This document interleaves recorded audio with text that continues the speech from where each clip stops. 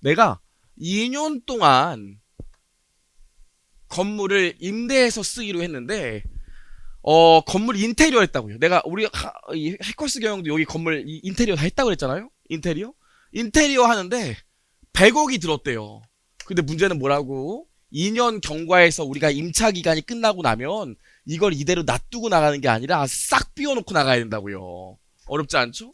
그럼 2년 후에 자산의 내용회수가 종료될 때 예상되는 복구 비용이 한 50원이라고 한다면 얘를 지출할 때 비용 처리하는 게 좋아요? 아니면 사용하는 기간 동안 비용 처리하는 게 좋아요?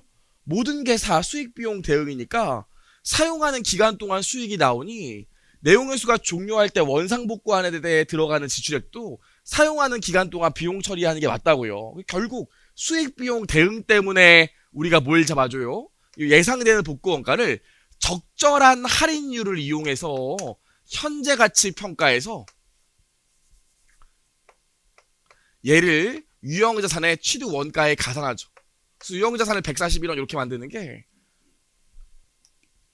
이렇게 해서 복구충당부채를 잡고 요 복구충당부채를 유형자산의 취득 원가에 계산하면 취득 시점의 회계 처리가 어떻게 됩니까?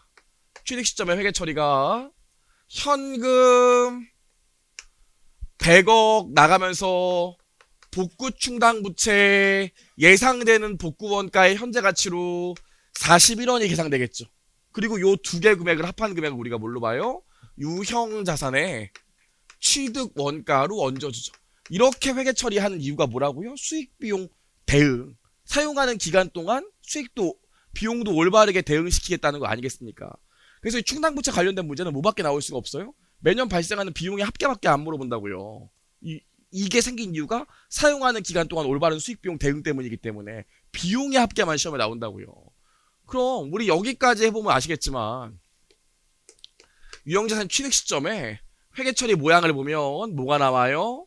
복구충당부채 나오죠? 요 복구충당부채 41원 그 다음에 유형자산 141원 나오는데 실제 문제 우리 이렇게 풀지 말고 어떻게 풀기로 했어요? 여기까지만 우리가 세팅하고 나면 문제를 그림 그려서 풀기로 했죠. 앞으로는.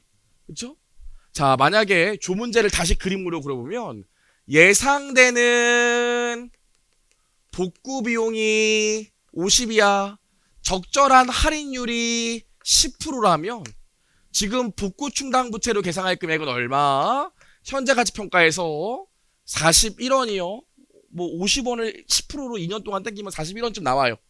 그리고 추가적으로 지출한 현금 지출이 100 있다면 유형자산의 취득 원가로 141원 해주면 되고 내용회수가 2년인데 잔존 가치가 0이라면 요 유형자산의 취득가액이 내용회수 동안 잔존 가치까지 내려가겠죠. 그냥 뭐 이렇게 그림 그려서 하면 돼요. 전혀 어렵지 않고요. 그럼 여기가 X1년 여기가 X1년이라고 하면 우리 저 재무상태표 개시 시점의 재무상태표를 보면 알겠지만 손익계산서의 기말에 계상될 손익은 뭐랑 뭐밖에 없겠습니까? 유형자산에서 매년 발생하는 감가상각비밖에 없겠죠. 그쵸? 그럼 내용회수가 2년 잔존가치빵 정액법이면 X1년도의 감가상각비는 70.5원 나와서 여기 얼마? 70.5원 오게 될 거고 복구충당부채에서 뭐가 발생해요? 이자 비용이 발생하겠죠. 복구충당부채 부채가 매년 늘어나야 되니까 언제까지? 50원까지 늘어나야 되니까 이자 비용 중급회계 원에서 가장 중요한 공식이 뭡니까? 뭐예요? 네, 이자 비용. 아, 좋아요. 자, 기초장부금액 곱하기 이자율이 이자 비용이 가장 중요하다고 그랬죠? 그럼 이자율이 10%고 할인율이 복구충당부채가 41원이니까 이자 비용 4원 나올 거 아닙니까? 어렵지 않죠? 여기까지만 회계 처리하면 빠르게 내용 정리하고 바로 문제 풀면 돼요. 그럼 우리 X1년 말의 회계 처리를 보면 저랑 좀 볼게요. 감가상각비 70.5원 감가상각 누객 70.5원 나오고 이자 비용으로 4원 나오면서 복구충당 부채를 4원 늘려주죠. 그쵸? 그래서 얘를 뭐라고도 해? 복구충당부채 전입액이라고도 해주죠. 복구충당부채를 늘려주니까. 그럼 결국 요 금액만큼 복구충당부채가 늘어나니까 기말의 복구충당부채 장부금액은 45원이 될 거라고요. 이거 어떻게든 구할 수 있어요. 기말의 복구충당부채 장부금액은. 꼭 얘에다 얘를 더해야 구할 수 있나? 아니라 41원 곱하기 1 더하기 이자율 10% 해줘도 나오죠. 어떻게 해도 나와. 50원 나누기 1.1 해도 나오죠. 그쵸? 여러분 워낙 이 부분이 생각보다 문제가 쉽기 때문에 최근에 기출문제를 보면 각 시점별로 계정액 장부금액이나 손익을 다 물어본다고요. 그래서 내용에서 종료 시점까지 각 시점별 장부금액이랑 손익을 빠르게 구할 수 있는 방법이 요 그림 그리는 게 가장 편하기 때문에 요 그리고 요 그림 보고 내가 각 시점의 장부금액이랑 손익만 뽑아낼 수 있으면 돼요. 다른 게 없다고요. 여기까지 어렵지 않죠. 그럼 X 2년 말 되면 X 2년 말에 또 뭐 해주면 돼요? 감가상각비 또 정액법이니까 70.5원 나와서 잔존가치 0까지 오고 이자 비용으로 얼마 나와요? 기초 장부금액인 45원에 이자율 10% 때려주면 되니까 이자 비용 5원 나오겠죠. 그래서 복구충당부채가 50원까지 간다고요. 전혀 어렵지 않죠? 그렇죠? 그래서 그림만 계속 그려 나가면 되고 아직 안 끝났습니다. 그럼 X 2년 말의 회계 처리를 보면 똑같이 감가상각비 70.5원 감가상각 누객 70.5원 이자 비용으로 5원 복구충당부채로 5원 올 거라고요. 여기까지 하고 나면 BS 모양이 어떻게 돼? 일단 유형자산 취득가액이 141원이었는데 감가상각 누객 141원 돼서 자연스럽게 없어질 거고 복구충당부채 지금 50원 돼 있죠. 그럼 가만히 보면 X1년도랑 X2년도의 비용 처리한 금액을 보면 감가상각비랑 이자 비용으로 74.5원만큼 비용 처리했고 X2년도에 감가상각비와 이자 비용으로 75.5원만큼 비용 처리했으니까 이거 다 더하면 얼마예요? 150이죠. 왜 150이야? 지금 현금 지출한 거 100원에 이때 지출이 예상되는 금액이 50원이니까 요 금액과 요 금액을 사용기간 동안 다 비용 처리한 거라고요. 어렵지 않죠. 그럼 X 2년 말 다른 말로 내용에서 종료 시점에 추가로 하나만 더 알면 되죠. 가장 기본적인 문제가 추가로 하나만 뭐만 더 알면 돼요. 그치. 실제 공사를 시켜봤더니 실제 지출액이 첫 번째로 60원 들 수 있고 두 번째로 실제 지출액이 45원 될 수도 있다고요.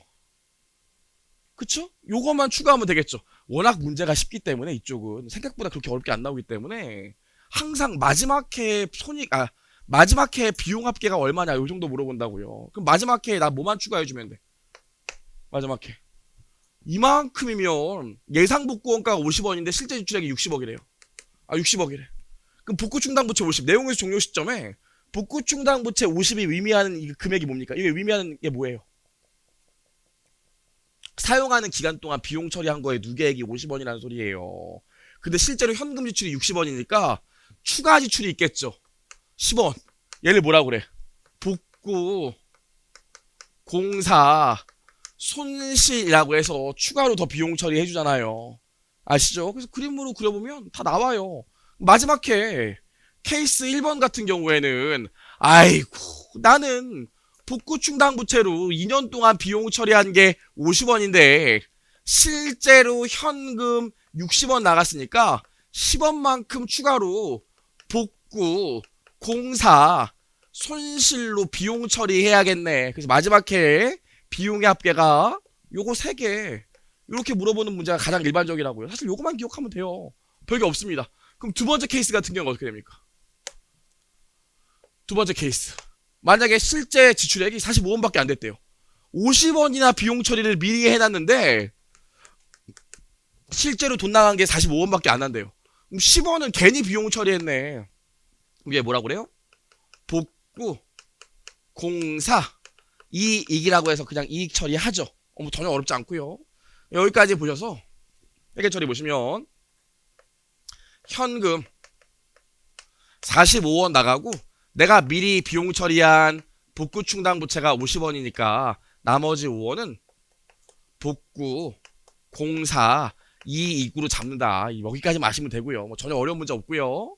여기까지요. 그래서 우리 사실 복구 충당 부채 뭐 내용이 복잡할 것 같지만 2차가 되기 전까지는 요 정도 얘기만 알면 돼요. 풀이도 그냥 여기다 그림으로 그냥 여기 따라 나가서 그리면 돼요. 뭐 전혀 어려운 얘기가 없어요.